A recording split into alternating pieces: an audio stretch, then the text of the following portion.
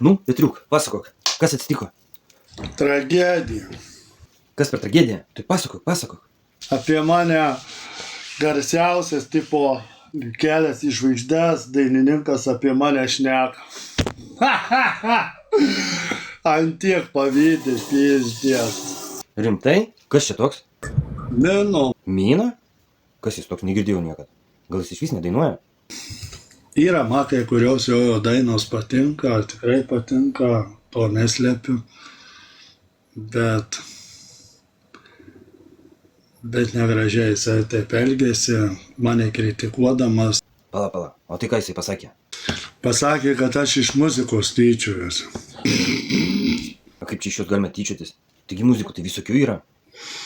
Man tai pochai, žinai, absoliučiai, aš jau daugiau nebedainuosiu, man karočią pochai neapsikraunu. Aš tik įsižeidžiau, kad jis pasakė, kad aš iš muzikos tyčiuojuosi. Tai gal jis tiesiog nesupranta tavo muzikos? Ten pas jį pavydas. Jei jisai būtų rimtas dainininkas, apie mane nieko nešnekėtų. Nu gal ir pavydį? Gal visi jo fanai pas tave atbėga, kai tu live transliaciją darai? Rimtas dainininkas, kad jis taip jau save skaičiuoja, nesėdėtų tik tokia ir konsų nerimta.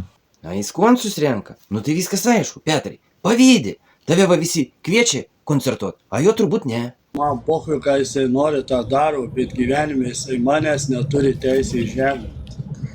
Tai va. Tai ką dabar darysi? Nieko, ką planuoju, tik to, ką ištrinti, planuoju visas anketas panaikyti.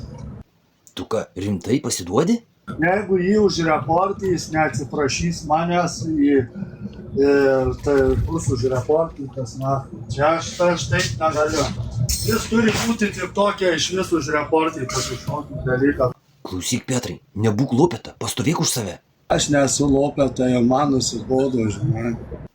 Imk davai greit ragą, skambink, aiškinkis, gal jis klausos neturi. Žmogau, tu kur vakaro čia glušas, kaip čia batas esi, nu. Dar kažką dadėk. Tu vazonas esi. Klausyk, Mino. Mes su kolega norim jums perduot linkėjimai. Mino, nu kaip tu taip negražiai? Atsiprašyk, reikia gyventi draugiškai. Karočią, aš už 10 neilgai netruksiu ant tavo kiemų bus. Žinau tavo adresą, žinau, kur tu randiesi. Ir žinok, nei tavo patėvis nesulaikys, nei mama. Suskambysiu aš tau bumbulą namie. Supranti?